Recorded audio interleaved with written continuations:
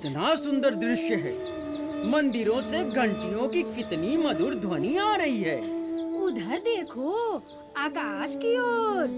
कैसे सूर्यदेव आकाश में धीरे धीरे उदित हो रहे हैं। चिड़िया कितनी मीठी तान छेड़े है। माँ गंगा की लहरें कितनी शांत बह रही हैं। कितना सुंदर वातावरण है। इसीलिए तो कहा है कि बनारस की सुबह अति मनोहर, अति मनभावन है। यह कौन सा घाट है? ये तुलसी घाट है। देखो यहाँ लिखा भी है।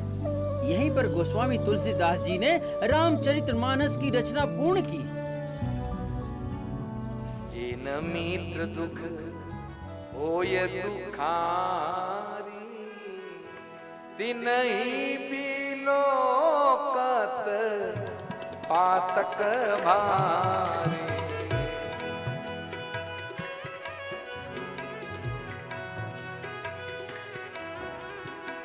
निज दुख गिरि सम रज करी जाना, रज करी जाना। मित्र का दुख रज मेरु समाना। अरे नटी, कितनी सुंदर चौपाई है। सुनने में कितना मधुर लग रहा है। जानते हो कौन है इसके रचयिता? किसने इस चौपाई को लिखा है? यह तो जन जन की भाषा है। ये गोस्वामी तुलसीदास द्वारा लिखी गई है। इस चौपाई को उन्होंने रामचरितमानस में लिखा है। यह तो अवधी भाषा में लिखी गई है।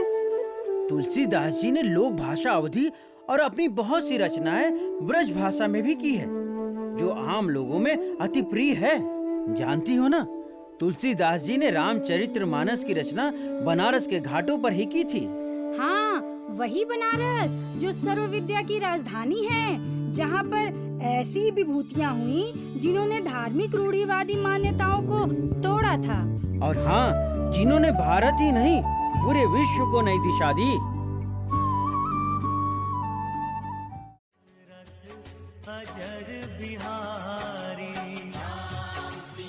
छी छी छी छी छी, इस तुलसीदास ने तो देवभाषा संस्कृत का घोर अपमान किया है। इससे तो हम ब्राह्मण, पंडित, पुजारियों की पूछ ही समाप्त हो जाएगी। आप लोग का कहना तो ठीक है, लेकिन तुलसीदास की अवधी भाषा का रचना लोग घर घर में खुश होकर पाठ कर रहे हैं। क्या ये अच्छी बात नहीं है?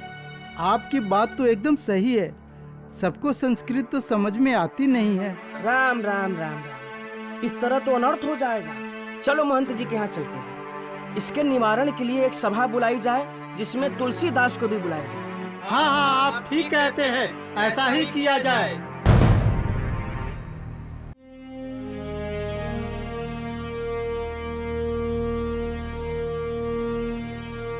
अरे नट, बताओ अब क्या होगा तुलसीदास जी का? अरे नटी, ये तो सदियों से चला आ रहा है। कोई भी बदलाव करने में विरोध का सामना तो करना ही पड़ता है। परंपराओं और अति प्राचीन भाषा संस्कृत के मुकाबले स्थानीय लोक भाषा में लेखन के कारण तुलसीदास जी का विरोध हो रहा है। इससे तो जनमानस और आम जनता को जानने समझने में आसानी होगी, पर इस बात का ये पंडित और महंत अपनी तौहीन समझते हैं। अब आगे क्या होगा? आओ, अब चलकर हम लोग देखते हैं कि आगे सभा में क्या होता है।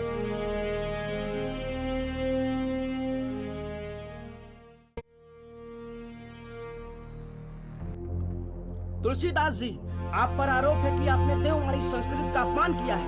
यह अक्षम्य है। अरे नहीं नहीं नहीं, मैंने ऐसा नहीं किया है। समाज की आवश्यकता को देखते हुए लोक भाषा में रचना की, जिससे अधिक से अधिक लोग अपनी भाषा में चीजों को जान और समझ सके। आप संस्कृत को छोड़कर अन्य भाषाओं में क्यों लिख रहे हैं? क्योंकि सभी लोग इस भाषा को आसानी से जान और समझ रहे हैं। जब तक साधारण जनमानस किसी रचना को अच्छी तरह न समझ पावे, तब तक वो बहुत उपयोगी नहीं है।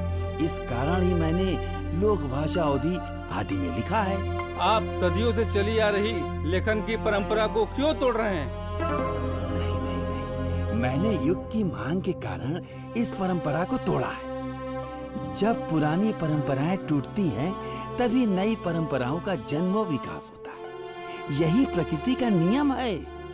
पुरानी परंपराएं जब तक तोड़ी नहीं जाएंगी, तब तक नया सृजन नहीं हो सकता है। इसी से मैंने लोक भाषा में लिखा है। स्थानीय भाषा आम लोगों के मानस पटल पर आसानी से अंकित हो जाती है और उससे वह अपना जुड़ाव महसूस करते हैं, उसे अपना मानते हैं।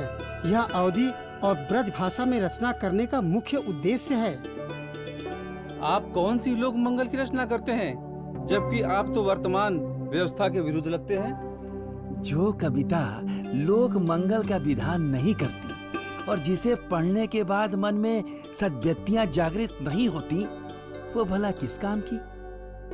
इसीलिए तो मैंने लिखा भी है कि जासु राज प्रिय प्रजा दुखारी, सो नृप अवसु नरक अधिकारी। यह बात कह और लिखकर मैंने राजा के प्रजा के प्रति कर्तव्यों का बोध कराया। इससे बड़ा लोक मंगल और क्या हो सकता है?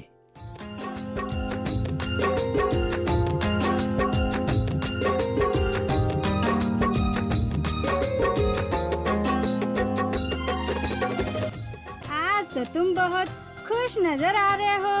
हाँ, खुश नहीं हूँगा। इस बनारस की बात कुछ और है। इस शहर ने समय समय पर नई क्रांति का सूत्रपात किया है और पुरानी मान्यताओं धारणाओं को तोड़कर नई शुरुआत की है। अच्छा, तो तुम्हारा इशारा तुलसीदास जी के द्वारा रचित ग्रंथों को लेकर है, जहाँ से उन्होंने एक नई परंपरा शुरू कर दी। हाँ, नई लोक भाषा को तुलसीदास जी ने काव्य की भाषा बना दिया और हर प्रकार के विरोध का डटकर सामना करते हुए अपनी काव्य भाषा पर अडिग रहे।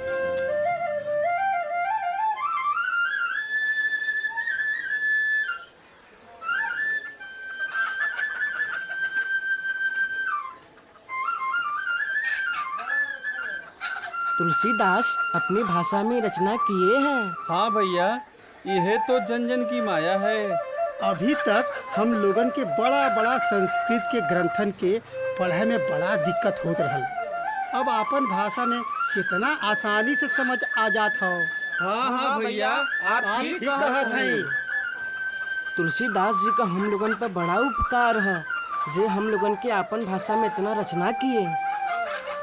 तुलसीदास जी तो ये भाषा के भी बड़ा उपकार कईने। हाँ, ये बात तो एकदम ठीक हो। भैया, तो आप लोग तुलसीदास का कौनो एक सुंदर रचना सुनाई दें, बड़ी कृपा होई। रघुकुल रीत सदा चली आई, प्राण जाए पर वचन न जाई। राम सिया राम जय जय राम। राम सिया राम जय जय राम।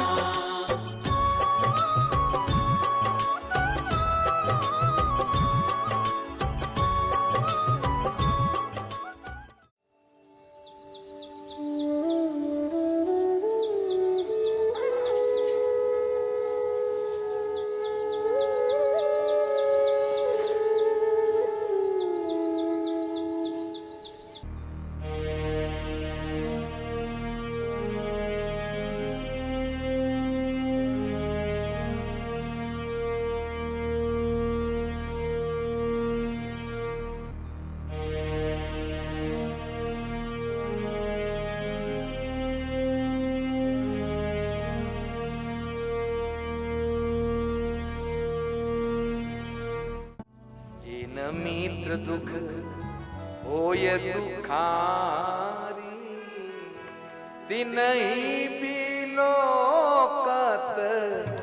पातक भारी।